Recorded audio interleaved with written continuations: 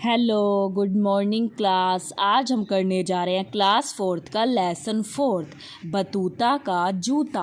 अब ये क्या बात हुई, बतूता का जूता मीन्स ये जो दिखा रखा है आपको, इनका नाम है इब्न बतूता।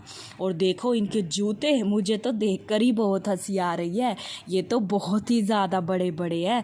अब इन जूतों के साथ क्या हुआ था इब्न बतूता का, बहुत ही, ये जो हमारी पोयम है, ये छोटी सी कविता है, ये बहुत ही फ़नी पोयम है बेटा, बहुत ही फ़नी कविता है ये हमारी, मजाकिया। अब देखो इतने बड़े बड़े जूते पहनकर निकल तो पड़े थे, फिर हमारे साथ मीन्स इन इब्न बतूता के साथ क्या क्या हुआ था देखिए।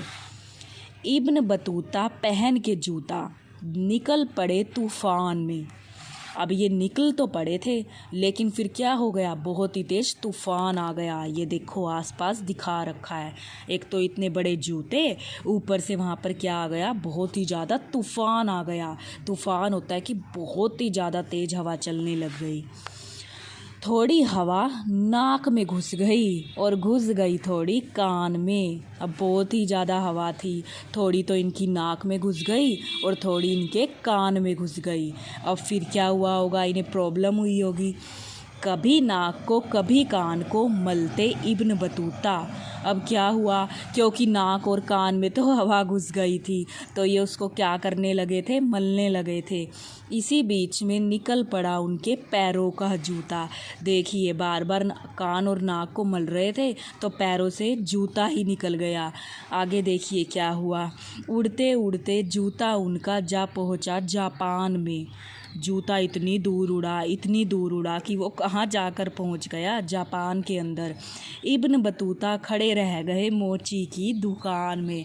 अब ये जो इब्न बतूता थे, ये कहाँ खड़े रह गए, ये तो मोची की दुकान पर ही रह गए। और जो जूता था वो भी निकल कर कहाँ चला गया, वो भी जापान के अंदर निकल कर चला गया। मुझे तो बड़ी हंसी आई इस पोएम को, इस कविता को सुनकर बेटा। तो देखिए अब हम क्या करेंगे, अब हम इसके करने वाले हैं नए शब्द। नए शब्द का मतलब क्या है, मतलब इनका जो मीनिंग है ना, वही बताना है हमें। लाइक जैसे आप इंग्लिश में बोल देते हो ना वर्ड मीनिंग, ऐसे ही ये है। इब्न बतूता तिलस्मी कहानियों का प्रसिद्ध पात्र। ये तिलस्मी होती हैं जादुई कहानियों का, जो एक बर्तन कह सकते हो, पात्र आप।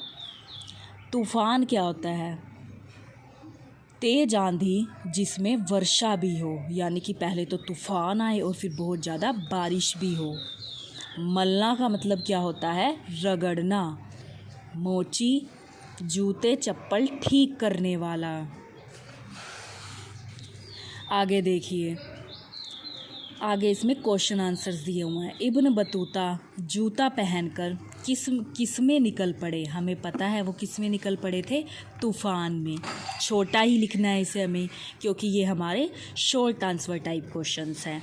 आगे देखिए, इब्न बतूता के हवा कहाँ कहाँ घुस गई थी, कान और नाक में घुस गई थी बेटा। आगे देखिए, इब्न बतूता के पैरों से जूता कैसे निकल गया, जब वह कभी कान व नाक को मल रहे थे। जब वो कान और नाक को मल रहे थे, तब उनके पैरों से क्या था, जूता निकल गया था। इब्न बतूता का जूता जापान कैसे पहुंच गया था, उड़ते उड़ते पहुंच गया। इब्न बतूता कहाँ खड़े रह गए, हमने पढ़ा था मोची की दुकान में।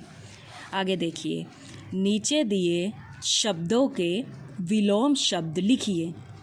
हंसने का मतलब उल्टा क्या हो जाएगा बेटा, रोना। जाना आना, घुसना निकलना, पहनना उतारना। आगे देखिए,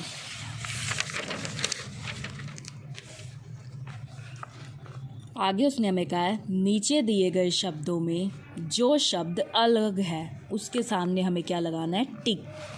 इसमें अगर हम ढूंढे नाक, कान, आँख और हवा, तो हवा अलग है। क्यों, क्योंकि ये तो सारे हमारे देखे जाए पार्ट्स ऑफ बॉडी नेम्स हैं, सबसे अलग है ही हवा, तो उस पे ही टिक आ जाएगा।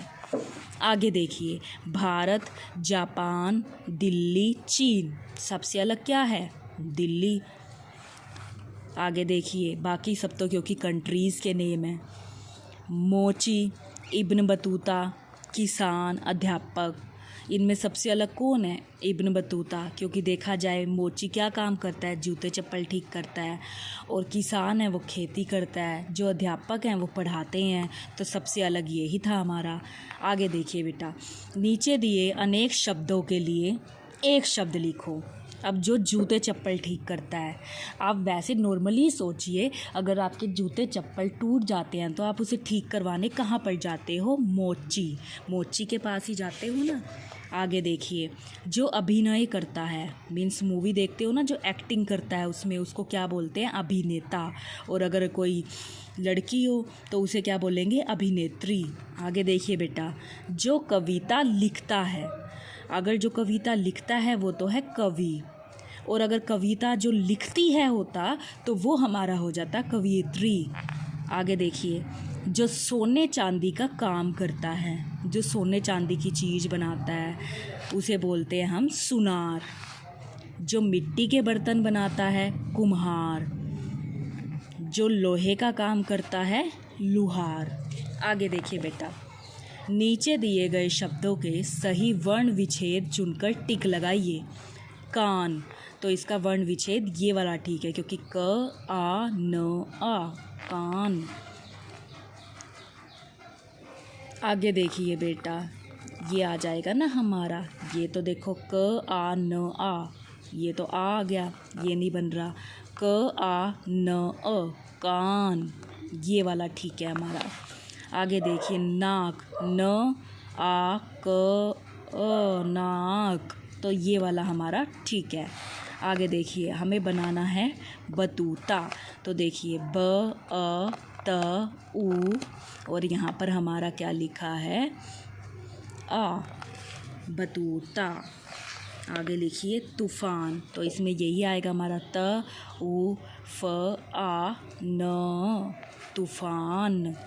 ठीक है, इस तरीके से हम इसको कर सकते हैं बेटा। आगे देखिए, कोई भी जोक जो आपको अच्छा लगता हो उसे आपने अपने शब्दों में खुद लिखना है। कोई भी जोक आपको आता हो आप इसमें लिख सकते हैं।